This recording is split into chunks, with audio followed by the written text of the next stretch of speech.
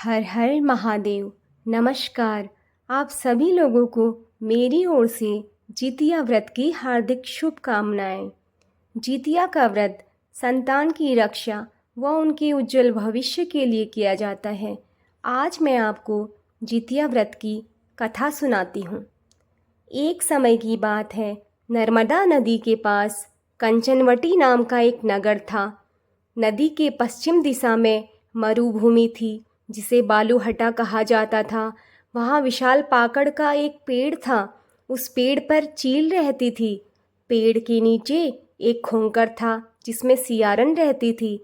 दोनों में गहरी दोस्ती थी।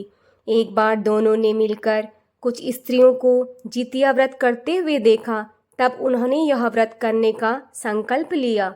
फिर दोनों ने भगवान जिमुत वाहन की पूजा करने के लिए निर्जला व्रत रखा।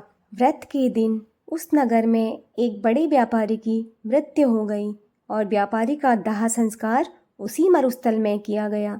दिन बीतने के बाद जब रात हुई, तब वहाँ पर अचानक से मौसम खराब हो गया। बिजली कड़कने लगी और बादल भी गरजने लगे। वहाँ पर बड़ा तूफान आ गया। अब सियारन को भूख लगने लगी। मुर्दे को देखकर वह खुद को रोक नहीं पाई और उसने व्यापारी के शरीर को खा लिया और उसका व्रत टूट गया। पर चील ने संयम रखा और नियम व श्रद्धा से अगले दिन अपने व्रत का पारण किया। फिर अगले जन्म में दोनों सहेलियों ने एक ब्राह्मण के परिवार में 2 पुत्रियों के रूप में जन्म लिया। चील बड़ी बहन बनी और उसका नाम शीलावती रखा गया, और सियारन छोटी बहन बनी और उसका नाम कपूरावती रखा गया। शीलावती की शादी बुद्धि सिंह के साथ हुई। कपूरावती की शादी नगर के राजा मलाई केतु से हुई। अब कपूरावती कंचनवटी नगर की रानी बन गई।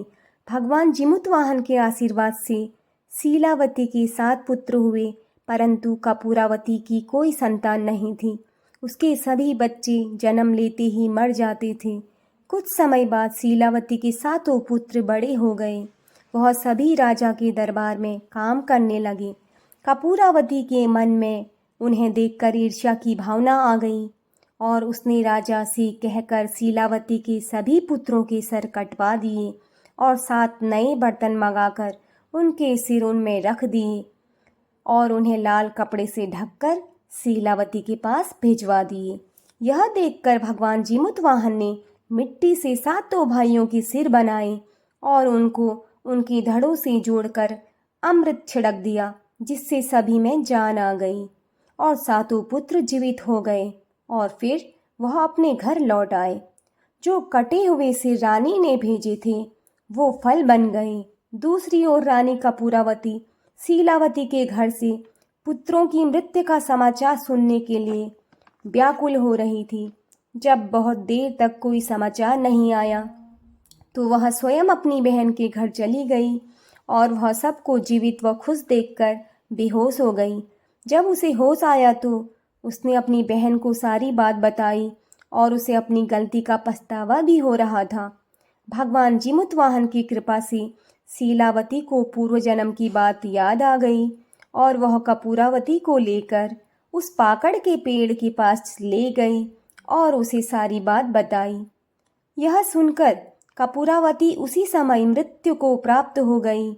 जब राजा को यह खबर मिली, तो उसने उसी समय पाकड़ के पेड़ के नीचे कपूरावती का दाह संस्कार कर दिया। हे भगवान जिमुत वाहन, जैसे आपने शीलावती के पुत्रों की रक्षा की है, वैसे ही आप सबके संतानों की रक्षा करना। धन्यवाद। हर हर महादेव।